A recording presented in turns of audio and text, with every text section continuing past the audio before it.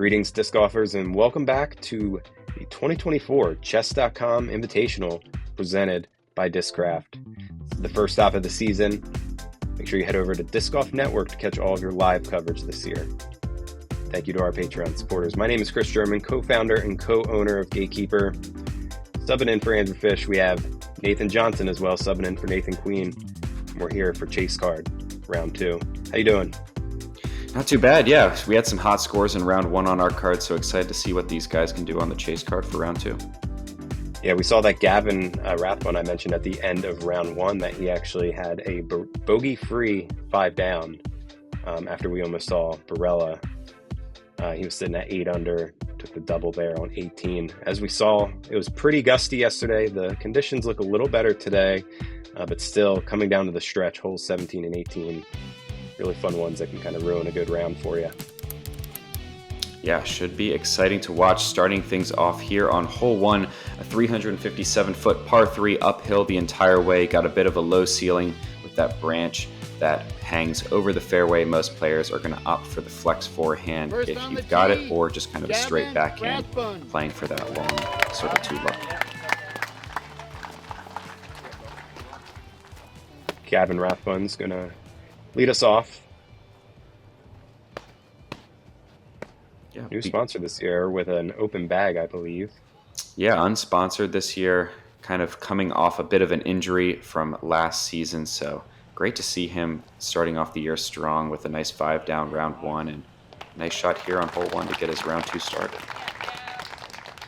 Yeah, looking at circle's edge for his birdie putt.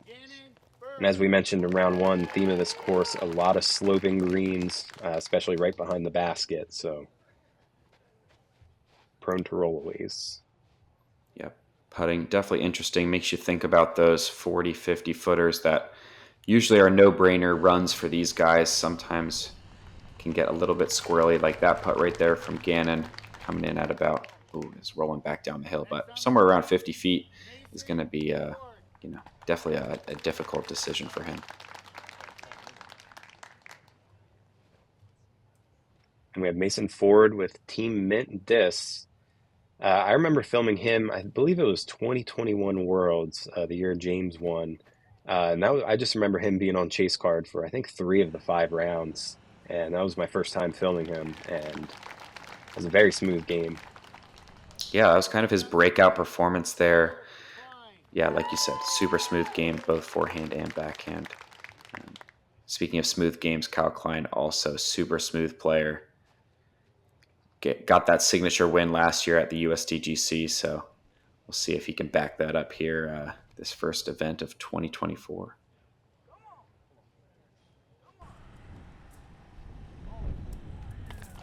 Yeah, that's going to do it right there. That's a great start. Parked for birdie. Yeah, pretty textbook. Just playing it out wide, something overstable to get that big flare skip back to the right at the end. Oh, and Gannon's actually took a pretty big roll back down the hill, so nothing really to work with there.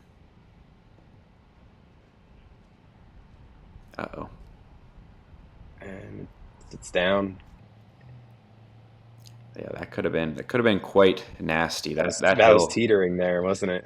Yeah, that hill on the backside of this green on hole 1. As Gavin, with a miss of his own, can get you can roll literally all the way to the bottom and have like a 80-foot upshot after your initial putt if you're unlucky. So one of those holes, it's almost better to airball your putts than catch a little bit of metal and flip your disc on the wrong edge.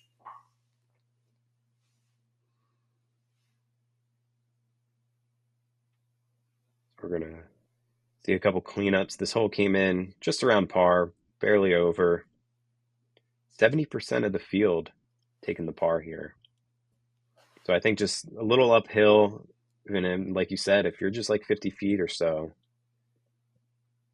it's a hard way to start your round putting from circle 2 with that type of drop behind the basket. Yeah, most players find it just kind of get that stress-free par and get their round underway here. Hole 2, another tricky par for 730 feet. You're looking to throw your tee shot pretty much dead straight with maybe a little bit of left finish. If anything, you got OB on the whole right side on the tee shot. And then most players, if you've got it, is a spike hyzer forehand into the green or maybe a spike hyzer backhand, depending on where you land, can get a little bit tricky.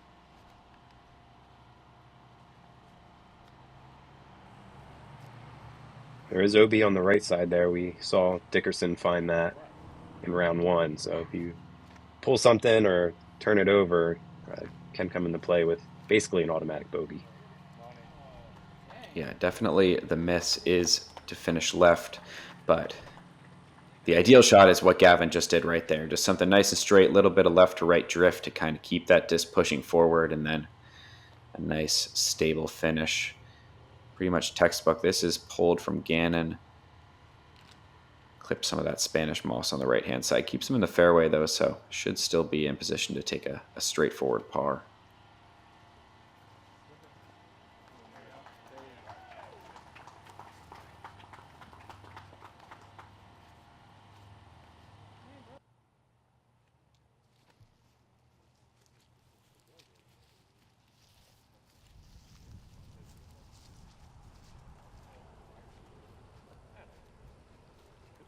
Kyle's still a little bit of work. Yeah, these upshots are tricky. Like even if you're not biting off the full drive length like Kyle did, and Gannon is going to kind of end up in a similar spot. These upshots into the green are tricky if you're not perpendicular to the basket. The basket's on a slope, and the fairway takes such a drastic left to right angle that it's tough to get that speed control right moving into this green and hit that distance perfectly. Gavin finds himself on the top of the hill. We'll see what type of shrubbery is going to be between him and the basket. Kyle is going up and over. Yeah, that's kind of what I was talking about. Just not a lot of options. You can see he kind of has a skinny gap straight in front of him, but it's hard to play the out and around when you get pinched off there. So kind of limits your options. Gannon ended up in a pretty nice spot there. Just kind of has a nice pitch up the hill, as does Mason. Pretty common result on this hole. No bueno for Gavin. With Gannon putting that close, that means Kyle, yeah, that's his disc right there, actually. He parked that. Wow. That was an amazing up and over shot from him. Yeah, probably just, I don't know if it was a grenade or just a super overstable disc, but yeah, basically just straight up, straight down. And that's a really great scramble on hole As 2. Mason and all there. Yeah, as he should be, as are we. Heading into hole 3, par 4, 531 feet. Another dog leg right. This tee shot is really about placement. Anywhere on this road will put you in a good spot to play up the hill and into this, another common theme, sloped green. Definitely don't want to come up short on this tee shot. You can afford to go a little bit long and still have something. But like that spot for Kyle there is going to make things very tricky for his second shot.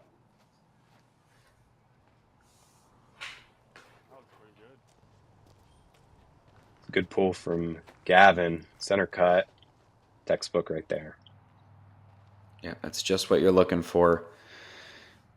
Most of these players probably just throw in a nice overstable mid-range or putter, something that they can just trust to throw flatter on a little bit of hyzer and just get that little bit of drift. But it's easy to undercommit, like you saw both Gannon and Kyle do, just not quite put enough on it. This is a blind shot into the landing zone, so it's really about trusting what you've done in practice and committing to that angle.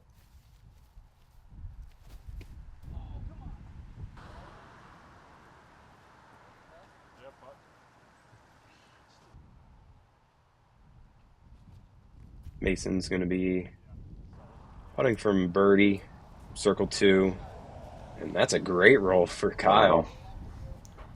Forward circle's edge to basically a tap in. And I would say Gannon had a decent rollout as well. I mean, still cut off angle, but yeah, for where those guys' tee shots landed, they could have been in a much worse spot. I mean, Gavin obviously pretty much a textbook drive and textbook upshot, but I've seen people in the short left rough that basically have almost nothing. So the fact that they're able to get a long look out of it and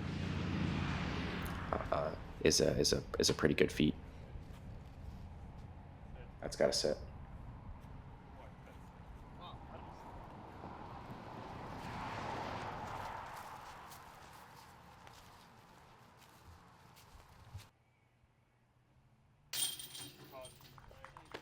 Luckily, that did stay in. Yeah, there is some thick grass under that barbed wire fence, so luckily able to catch the disc before it rolled out of bounds. But yeah, that could have been a Yeah, I very wasn't quick even really, two-stroke swing. I wasn't even thinking of that really as a danger, but I mean, it definitely comes into play. Yeah, just another hill, a basket on a slope that again, you catch a little bit of metal, catch that cage. Disc likes to take off down the hill, so definitely a danger to keep in the back of your mind.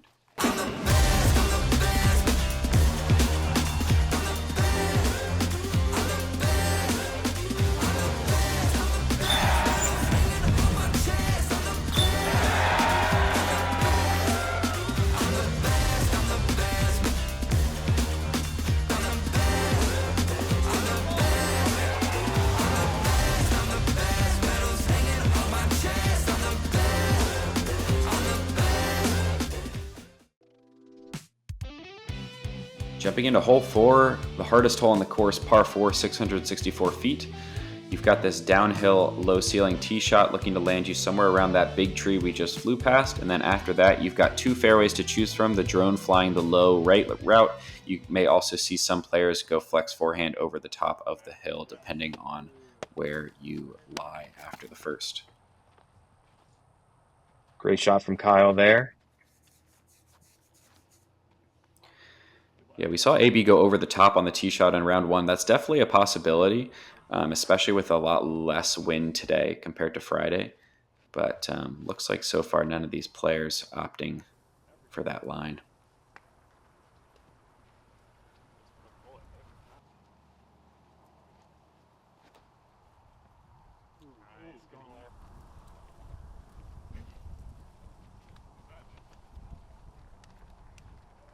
Decent shot there from Mason. Gannon goes that right gap, and that was pretty scary.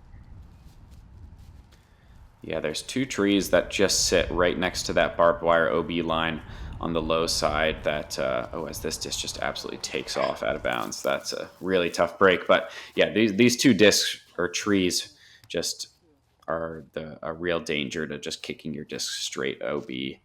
So that's just kind of where the danger in the low route comes. This higher route is a little safer as far as not bringing the OB into play, but it just plays so much farther to go up and over that hill into the green that you don't see a lot of players take it if they're playing for birdie.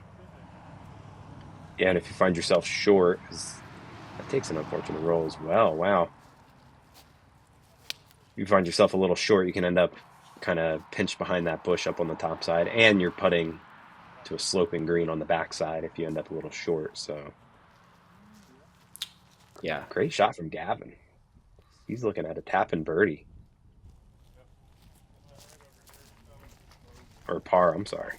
Yeah, it should be a par because he had that pitch up. It's just so hard to get into a good position on the tee shot, especially going, as Mason just sends this one up a bit deep. Just such a demanding line to put yourself in position to throw that, tight tunnel, 380-foot second shot and pick up that par. So very demanding hole. You can kind of see why it plays as the hardest hole on the course. Yeah, there was only 1 birdie on the day. Shout out to Casey White for grabbing that. Yeah, we're seeing a pretty typical scorecard here. Couple pars, couple bogeys, or actually might be 3 bogeys. Yeah, you're seeing why Olympus has teeth.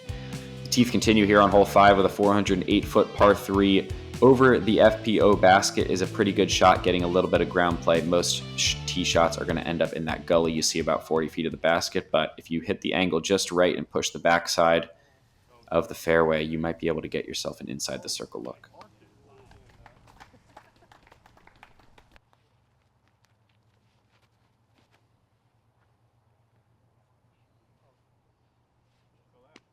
A little straight from Kyle there. That could be trouble. Off on that side, yeah. Yeah, there's also a pretty steep slope on the backside of that fairway if you do penetrate the rough any more than like 10 or 15 feet. So hopefully he got caught up there on the edge, or he could be in a bad spot. Uh-oh.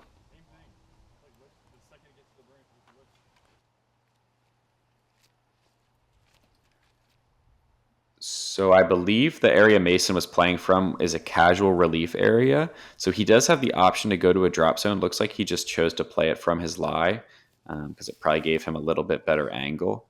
But yeah, oh my gosh, as Gannon goes roller. That's a sick shot. Yeah. Inside the circle for birdie. As it looked like he elected to take it from his lie as well. Yeah. Yeah, the thing about the drop zone is it's pretty pinched off with that hill, so you're throwing basically straight uphill. So it is better to take it farther back from the hill where these guys' lies were, but just makes the footing super tricky because it's basically a mud pit down there.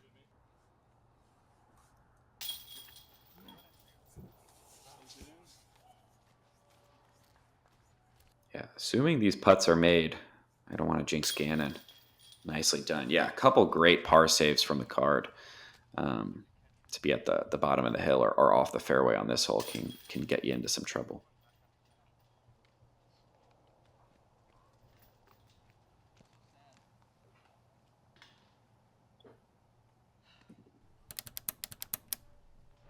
As we jump ahead to hole 6, par 4, 790 feet. Big elevation drop off the tee. You're looking to throw a tee shot that gets as left as possible, lands you somewhere in this fairway, and then most players are going to, if you're a right-hand backhand, throw some sort of left to right turnover shot into the protected green. You might see some players throw forehand just to kind of look for that circle 2 putt depending on the wind. It was very blustery, as you can see, kind of gusty, hard to predict. And this was a pretty common result on this hole, just kind of pushing the disc a little too straight and finding that backside of the fairway. Yeah, it puts you in a tough spot for your second shot. Some step out, patent pending type golf.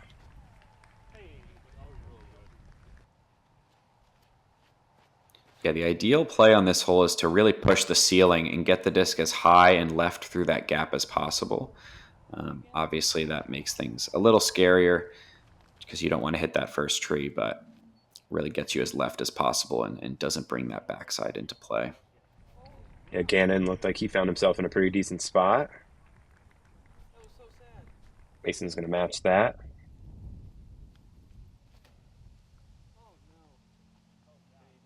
Yeah, from these drives, these guys are looking at probably somewhere in the 360 to 380 foot range into the green.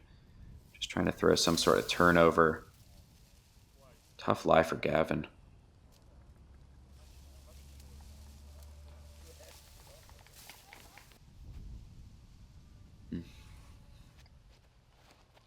Probably maybe within 100 feet. As Gannon turned over a little too early. He's going to kind of be in the mess. And the way the camera was moving there, it looks like it might have rolled a little.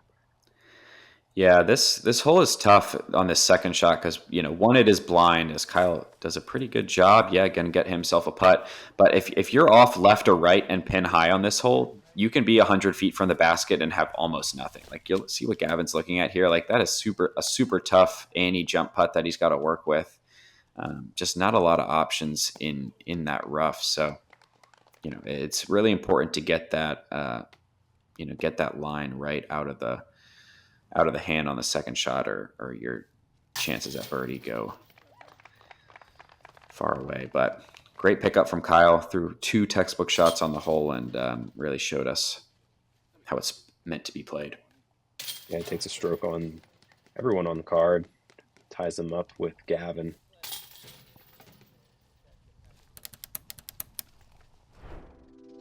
Jumping into hole 7, 350-foot par 3. Pretty much just a dead straight, tight tunnel shot with a bit of a left to right slope the entire way. Some sort of fairway driver or mid-range for these guys that just pushes straight the entire way is what you're looking for.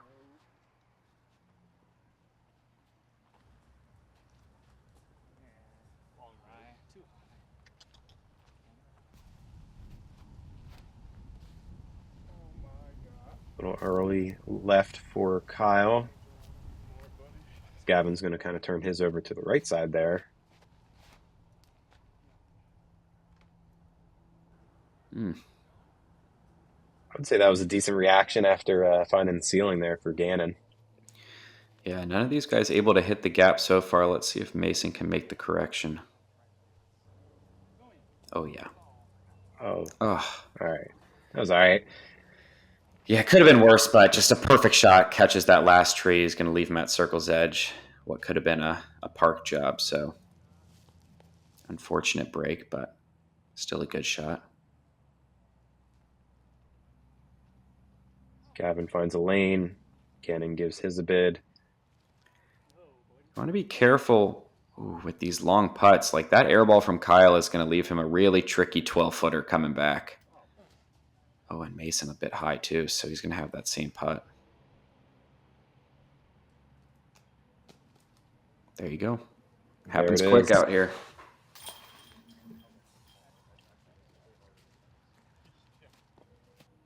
Yeah, these trees are just, the limbs are so thick and just like you don't really have there's a couple disc-sized gaps that you'll have to work with. But yeah, if you're more than 10 feet in there, there's a good chance you're really going to have to work for and there you go. Another one just gets knocked down right out of the hand. If you're not used to those kind of stabby spin putts, it can make things really difficult back there. Tough break there for Mason going from parked to a bogey. But that happens on this course with these tough greens heading into hole 8. Probably one of the least tough greens on the course, but one of the most demanding tee shots. 487-foot par 3 downhill, looking to drift something from left to right the entire way through this gap. Just a really fun hole, but demanding shot on this course.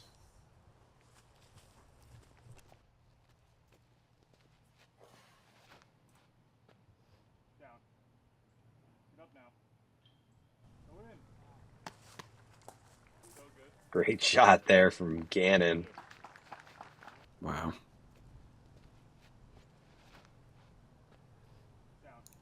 So smooth, just has to barely miss this limb. Almost kind of goes through it, honestly. Yeah. It's really the only thing in the way, but gets lucky and is rewarded with the park job.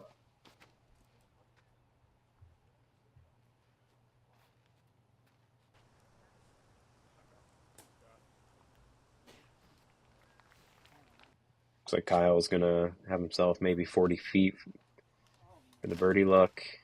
Mason's, this is turning too quick, and yeah, he's going to catch that tree and then even put him in a tough spot for his second shot on par. It's a little tougher.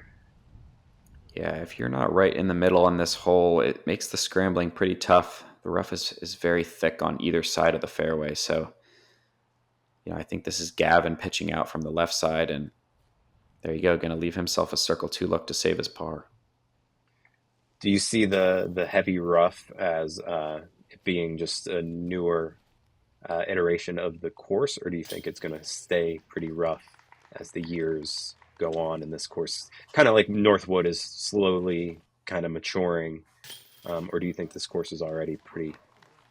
I think it's a combination of both. I think it's, the Florida fauna is fairly thick inherently, but at the same time, I think some of these kind of smaller twigs and limbs and stuff will kind of beat in as the course grows. So I think it's a combination of multiple factors, but heading into hole 9 is 465-foot par 3. Signature hole on the course, in my opinion, or one of many really, but just an absolutely beautiful fairway. Got to throw a driver with extreme control, keeping the height the whole way to get this birdie. Oh, Gannon was looking great there, just barely clips a limb at the end. It's going to send him off onto the left side. Just a super demanding tee shot and a true pro level par 4 here.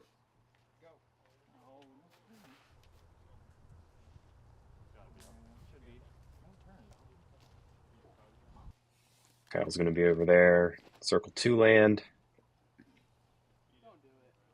Stays up on that side as Mason. Kind of going to be on that hillside as well, I think. Yeah, I'm surprised all of these guys are going for that hyzer flip inside gap. I saw a couple different, some players like that hyzer flip line. Some players like to try to go to the right of those trees in the center of the fairway with more of a flex shot. I think it's more Mason of just kind made that. Oh my goodness. He throws it in from the bottom of the hill. Oh, what a shot.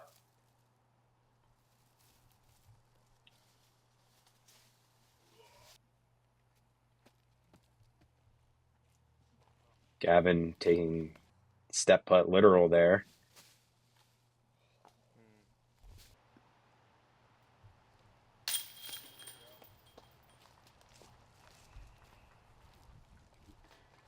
Wow. And a couple pars. So Mason with the farthest out, the only one to take the birdie. Good way to finish. These guys hover around par. Kyle putting a couple birdies on there, sitting 2 under. But yeah, like you said, Olympus, plenty of teeth to show. This course, absolute beauty. So fun commentating with you, Nathan. And we'll be back for the back nine. So stay tuned and check it out.